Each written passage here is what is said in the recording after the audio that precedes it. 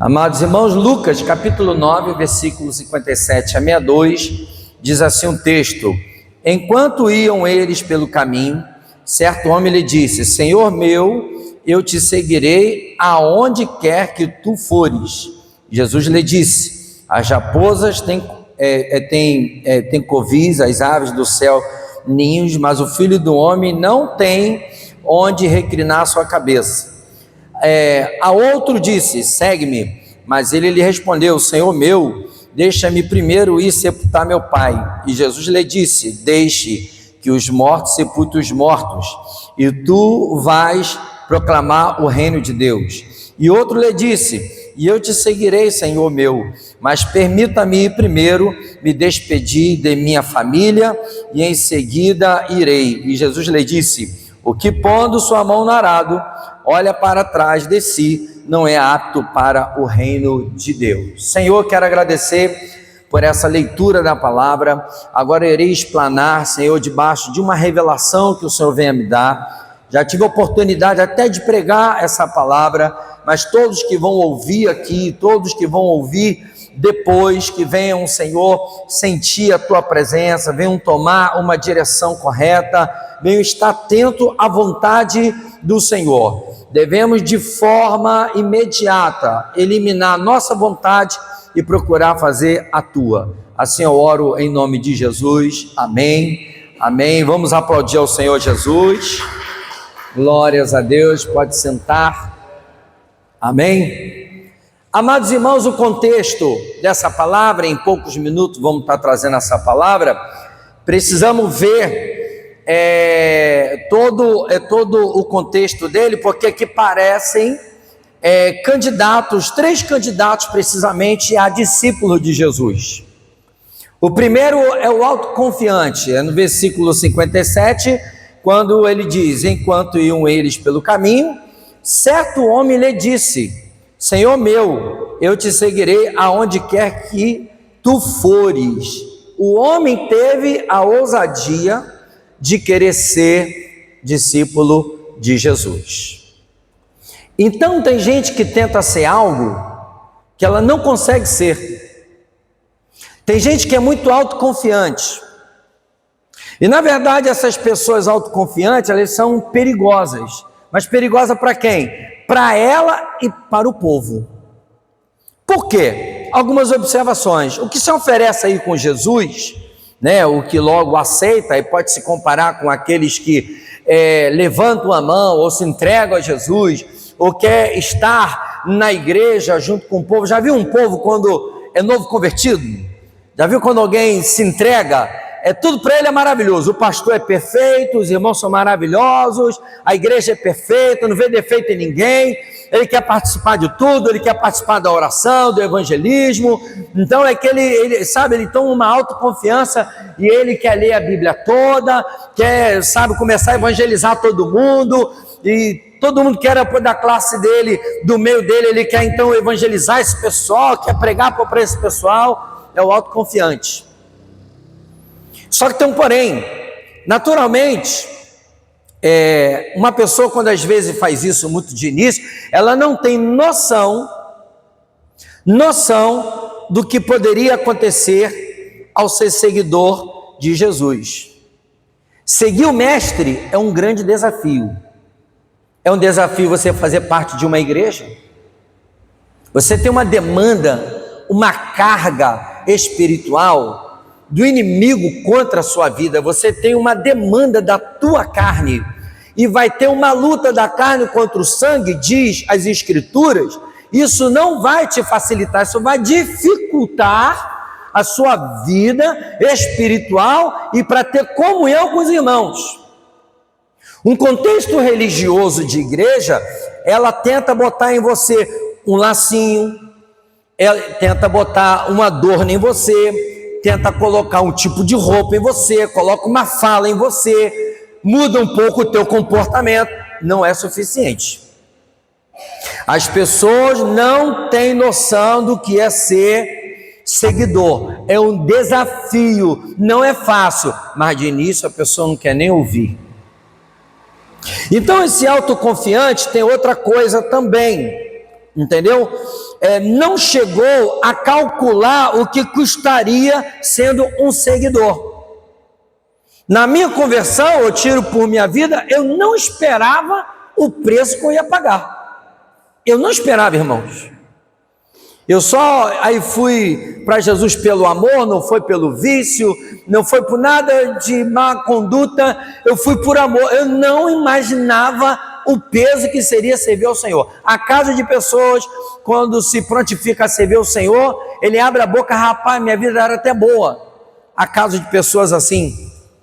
Mas tudo virou de cabeça para baixo, piorou. A perseguição. Tem gente que não aguenta. Tem gente que não aguenta. Então, sempre preocupado, às vezes autoconfiante, às vezes com seus conceitos, com suas teses, com seus confortos, com as suas tarefas. Ele de imediato ele tenta ajustar.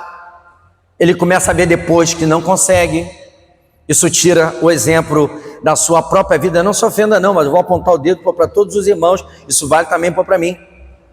De repente você não mediu, você não calculou, você não imaginava que você não teria tempo para vir para a consagração, para ler Bíblia, para orar, para frequentar os trabalhos daquilo que você propôs a fazer. A prova disso, tiro até pela nossa igreja aqui. Quase todo mundo aqui é negligente. Quase todo mundo. E tem vezes, não é porque você não tem tempo, ou porque não quer, ou porque está com preguiça, às vezes é por motivo de trabalho, às vezes é por tarefas alheias, mas que no fundo você não calculou. Gente, isso está dentro de uma normalidade, eu não estou ofendendo, não estou magoando ninguém aqui não. Eu só estou falando uma realidade. Eu não consigo ver todo mundo aqui, entendeu? Em todo culto. Eu não consigo ver todo mundo aqui nas orações. Eu não consigo ver todo mundo aqui no café. Eu não consigo ver todo mundo chegando junto com compromissos que nós assumimos. Não tem isso aqui. Não tem aqui 100%. Não tem quem possa dizer aqui que faça 100%. Porque no fundo existe essa verdade que a pessoa ela não imaginava o peso que seria isso. Aí tem gente que até prefere talvez não se envolver, continua nos seus conceitos, nas suas teorias, dentro da sua vontade, mas você pega a palavra, Mateus 6,33, buscar primeiro o reino de Deus, a tua justiça. Você fala que você tem que abrir mão, você tem que negar a si mesmo, você tem que olhar para a vida alheia, o Senhor tem que ser tudo para a sua vida, tem que amar menos as outras coisas, você tem que, por exemplo, ser provedor, no contexto lá de órfão e viúva hoje, é os necessitados e todos fazem? Não estaria preparado com certeza para pagar o preço de ser seguidor do Senhor. Claro que não, ninguém nasceu preparado, você estava numa vida aversa, por isso até que você veio para Ele, você buscou, do tamanho do vazio que precisava, mas de ser seguidor dEle, talvez você não calculou, você não pensou, ou talvez você não procurou se informar, saber do que você tinha que fazer. É por isso que hoje temos negligência, não é igreja cheia, não estou falando isso, é negligência com a obra de Deus, com o reino de Deus. Sempre às vezes o trabalho, seja lá em qual for a igreja que for, sempre tem irmãos com peso nas costas, que sempre faz mais do que o outro. Pensa no irmão aqui, não precisa citar nome não, sempre tem alguém aqui fazendo mais do que o outro. Sempre tem um assumindo, seja lá no louvor, seja entre os diáconos, aí entre o ministério, entre os irmãos, sempre tem aquele que pega o peso dos outros. É o autoconfiante. Não, eu vou. Tem gente que vai por moda, tem gente que vai que realmente Deus tocou no coração dele, mas não quer dizer que ele esteja preparado. Rapaz, não é à toa que Jesus levou um tempo de preparo, 30 anos, observando sinagoga, né, e lia, né, os manuscritos, a lei, obedecia, cumpria as festas, ele participava. Quando criança, 12 anos, onde que ele estava? Entendeu? Diante daqueles homens. E todos ficaram surpresos, já da sabedoria, mas ele não atuou naquele momento. Teve o tempo, teve a hora. Teve uma coisa que acontece muito de errado, alguém que é famoso, já viu? Alguém famoso? De imediato, se ele era da área da música, ele vai ser da área gospel. Já viu? Um cara que é ator famoso, então talvez ele vai ter uma igreja para ele. É isso que fazem, mas de repente a pessoa não mediu. Por isso que às vezes há alguns fracos no meio, porque a pessoa não calculou o peso que teria e fica levando uma vida de murmuração, né, porque estou sendo perseguido. A grande verdade é essa. Então, meus irmãos, e ele não perguntou a Jesus, Jesus não perguntou se ele poderia, não, ele não perguntou a Jesus se poderia ser seguidor dele, simplesmente falou que iria. Cuidado, irmãos, nem todo mundo tem um chamado pastoral, nem todo mundo vai estar à frente de uma igreja, nem todo mundo vai estar à frente de um projeto, sendo bem sucedido. Isso não é para qualquer um, não. É pesado, é luta de tudo quanto é lado, é perseguição, é tentação o tempo todo, é calúnia o tempo todo. Vão te caluniar, vão colocar você na justiça, vão agir contra você, vão inventar coisas a teu respeito. Só os leais que permanecem, aqueles que dizem que é fiel, mas ele é fiel ao propósito dele. Porque quem é leal, mesmo até não concordando, mas ele está ali firme. Mas o que acontece dentro das igrejas é a falta de lealdade de muita gente. No início prestava, depois não presta mais. Isso acontece o tempo todo. E para aguentar isso só por Deus, ingratidão, perseguição de pessoas que tanto você amou, isso vai acontecer. Talvez você está tomando posse de algo que na verdade você não vai suportar, você não vai aguentar. Não vai aguentar. Então, e até falou que ia a qualquer lugar com Jesus. E ele não recebeu o chamado. Ele não foi chamado, ele que se prontificou aí. Cuidado. Às vezes, pastor, você está falando aí que, poxa, então o cara não pode se oferecer. A única coisa que a Bíblia fala não é para você se oferecer, entendeu? Fala que se você colocar a mão no arado, não abra a mão, não volte atrás. Então, antes de tomar uma posição, avalie bem, principalmente quem assume ministério, entendeu? Mas isso vale para todos. Você já tem nas suas costas, quando você se entrega a Deus, à vontade de Deus, ide por todo mundo pregar o evangelho a toda criatura, fazendo discípulos para o Senhor. Quantas pessoas você ganhou para Jesus esse ano? Quantas pessoas você convidou hoje para estar aqui? Eu sei que a resposta talvez da maioria, ou de repente alguém chamou e a pessoa não quis vir, tudo bem, mas de repente a maioria não fez, está vendo? Então você já fugiu da sua responsabilidade de fazer discípulo, de convidar alguém.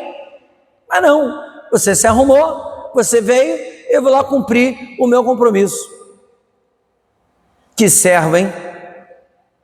O Senhor sempre propõe para que você possa sempre ir além. E outra coisa, às vezes são atraídos pelo que pode favorecer a vida dele. Ele fica só vivendo debaixo de promessa, né? Debaixo de promessas de curas, de bênçãos, né? Promessas de posição, né? Status, sucesso. Tem gente que é assim. Tem gente que não tem chamado para determinada coisa, mas ele entra de cabeça. É feito de forma incorreta. E sabe o que acontece? Sabe quem sofre? Vai sofrer você e vai sofrer o povo, que a própria palavra fala, é cego guiando outro cego. Isso não é só questão de líder, não. Tem pessoa da sua casa, tem aquela pessoa que tem como espelho, que te respeita, entendeu? São atraídos pelo que pode favorecer a sua vida. E nós nunca iremos conseguir fazer o que Jesus ensinou. Por isso que ele simplesmente falou do caminho, que temos que estar nesse caminho, nessa verdade, nessa vida. Interessante que no livro de Mateus, de Marcos, Lucas e João, quando se refere a essa passagem, aí ele fala dos versículos, por exemplo, um versículozinho ali, que fala, em cada um ele falou de uma forma, por exemplo aqui, de Marcos 14, 31, mas ele disse com mais veemência, ainda que me seja necessário morrer contigo, de modo nenhum te negarei, e da mesma maneira diziam todos. Ele se prontificou a morrer pela causa. Aí você pega até outras passagens, o próprio Lucas 22, Evangelho de Lucas 22, o versículo 33, né? E ele lhe disse, Senhor, estou pronto a ir contigo até a prisão, até a morte. A coisa que você mais quer é liberdade, quando você se entrega a Cristo, quer viver a sua vida. E fala de que o apóstolo Paulo já falava, eu sou prisioneiro de Cristo, não vivo mais eu, mas Cristo vive em mim. Olha o que diz Mateus 26, versículo 31. O que diz Mateus? Então ele disse, todos vós esta noite vos escandalizareis em mim, porque está escrito, ferirei o pastor e as ovelhas do rebanho se dispersarão. O que vai acontecer? Ele falou o quê? Que eu não tropeçarei. Olha o que diz a palavra. Ainda em João 13, 37. Olha o que diz ainda. E disse-lhe Pedro, Senhor, porque não posso seguir-te agora, por isso te darei a minha vida. E não aconteceu nada disso. E todos eles unânimes seguiram a palavra de Pedro, de algumas decisões que tomaram, e Pedro de forma tradicional negou o Senhor 3 vezes, mas falar do discípulo é fácil, mas estamos fazendo isso no dia a dia. Se afasta por causa de irmão, se afasta por causa de calúnia, porque falaram mal de mim, ou porque não fui atendido.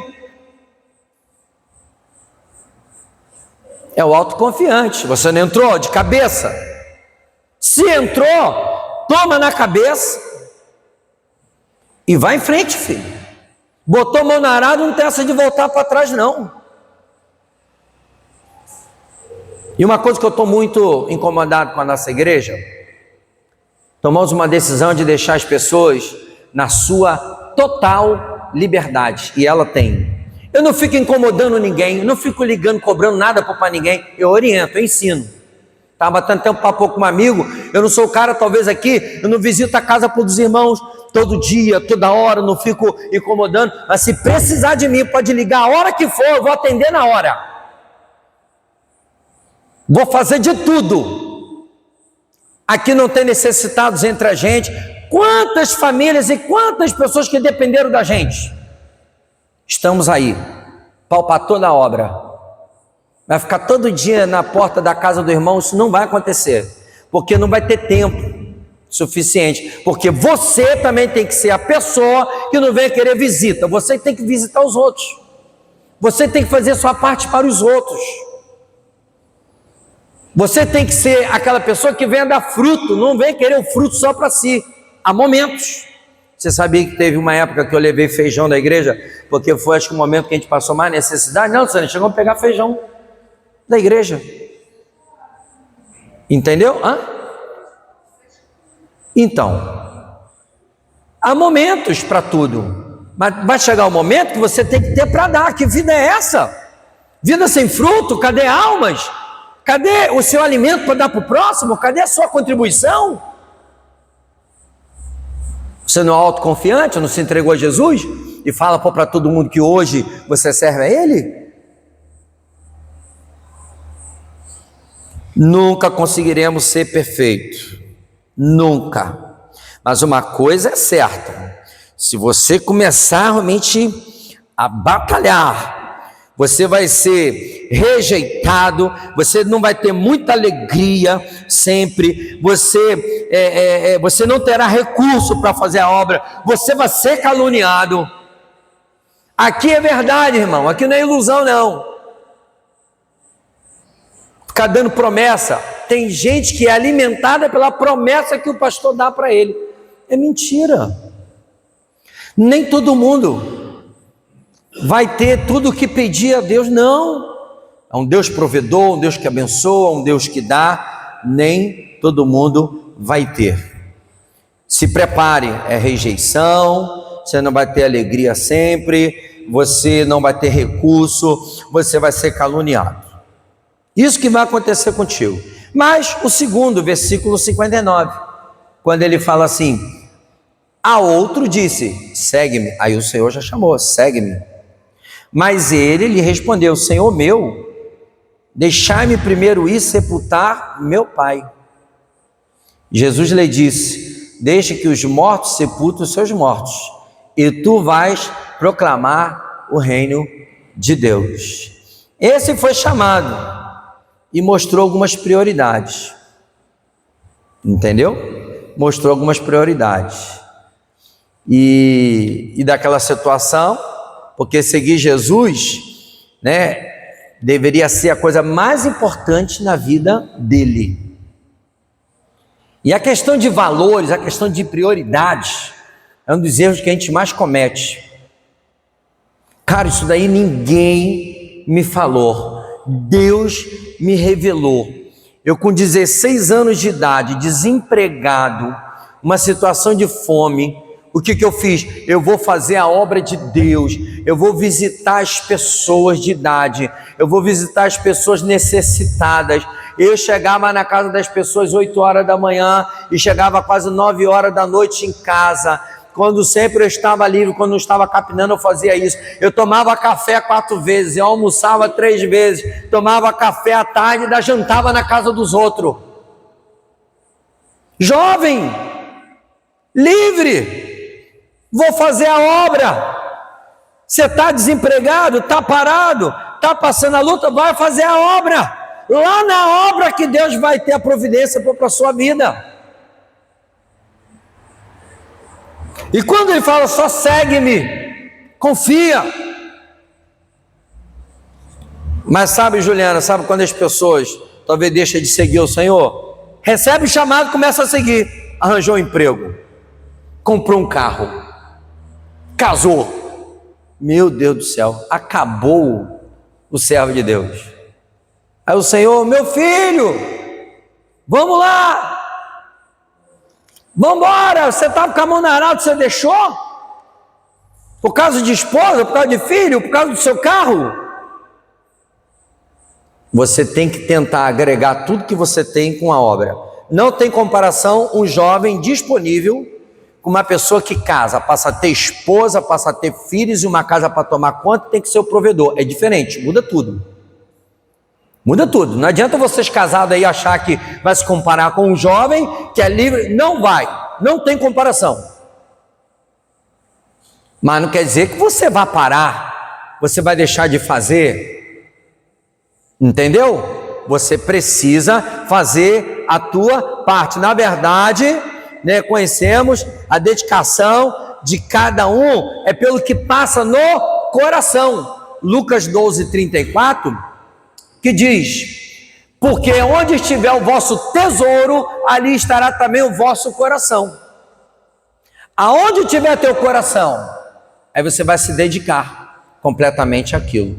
Essa é a grande verdade, irmãos. Ainda em Hebreus 4:12, Hebreus diz, porque a palavra de Deus é viva, eficaz e mais penetrante do que espada alguma de 2 gumes, e penetra até a divisão da alma, do espírito, das juntas e medulas, e apta para discernir os pensamentos e intenções do coração de cada pessoa. Tem gente que às vezes ela está no culto, o coração está voltado para o trabalho, está pensando lá no seu time lá de futebol, você está pensando já no que vai fazer amanhã cedo, é assim que está. Já que em um culto que a gente tem que estar voltado para Deus, a inclinação para Deus, você faz isso no culto, talvez no único lugar que você ouve da palavra, ou às vezes ouve palavra através de louvores, ou pregadores, que às vezes não tem costume de ler, não tem costume de orar, não tem sua experiência espiritual, mas chega aqui e a cabeça ainda está lá fora. Mas que vida espiritual é essa? Na verdade, muita gente tem vida espiritual medíocre, pouca. Uma vida espiritual que não dá. Esse dia eu estava ouvindo um psicólogo, e ele falando um monte de coisas, falando de que só 2% das pessoas alcançam daquilo que elas se prontificam a fazer. De 100% de toda a humanidade, normalmente só 2% das pessoas. Porque, na verdade, não segue como deveria o que está escrito para que ele possa fazer. Isso seja em profissões, isso seja no contexto familiar, conjugal. Então, se não tem do teu marido, porque você não está fazendo a tua parte. Se o marido não tem da esposa, porque não está fazendo a sua parte. Na vida espiritual, as pessoas não conseguem ter momentos de oração. As pessoas não conseguem ter momentos de leitura da palavra. Essa é a grande verdade. As religiões são craques de fazer isso. Erram demais nas prioridades. Só chama atenção, briga com o povo para que venha viver uma vida de aparência, de máscara e seguir os ritos, né?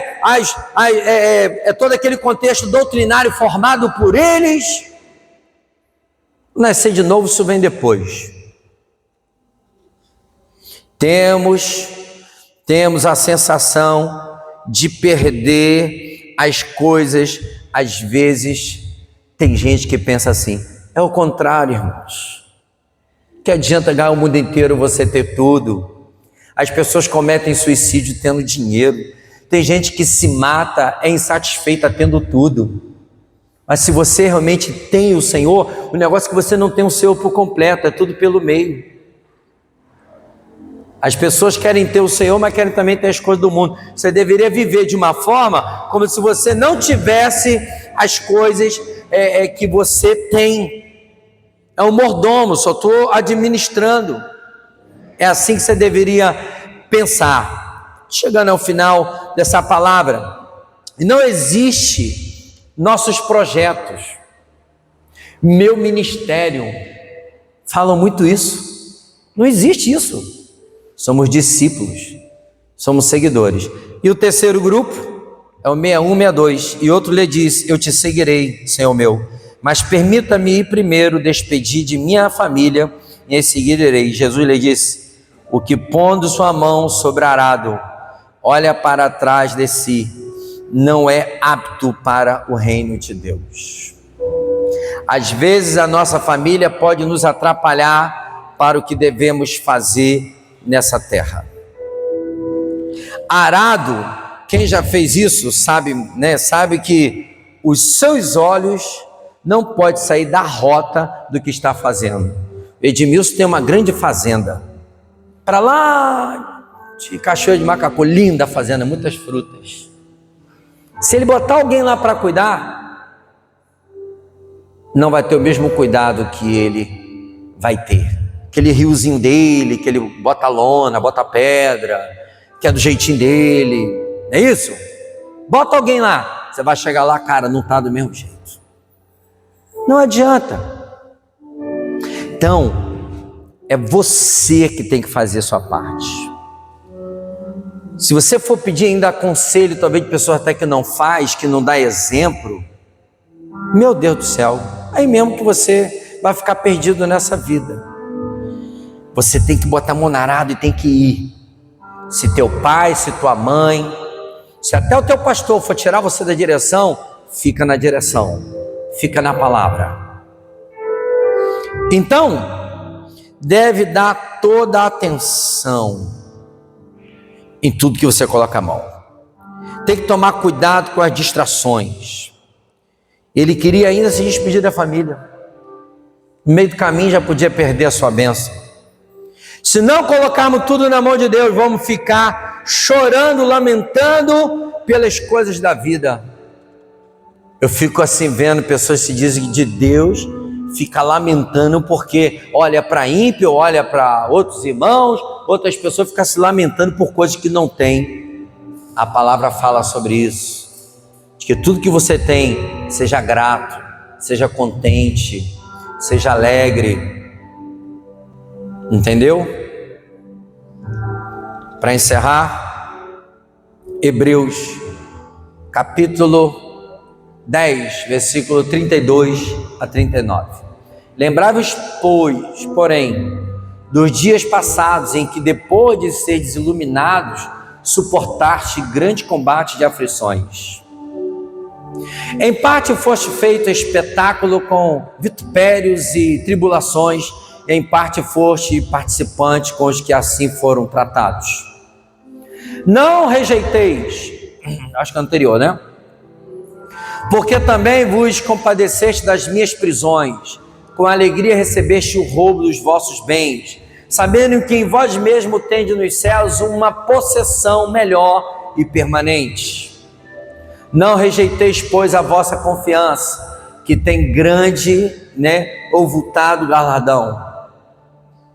Porque necessitai de paciência, para que depois de haver feito a vontade de Deus, possais alcançar a promessa. Porque ainda um pouquinho de tempo, e que há de vir virá, e não tardará. Mas o justo viverá pela fé, e se alguém se retirar, a minha alma não tem prazer nele. Mas porém não somos daqueles que se retiram para a perdição, mas daqueles que creem para a conservação da alma. Amém?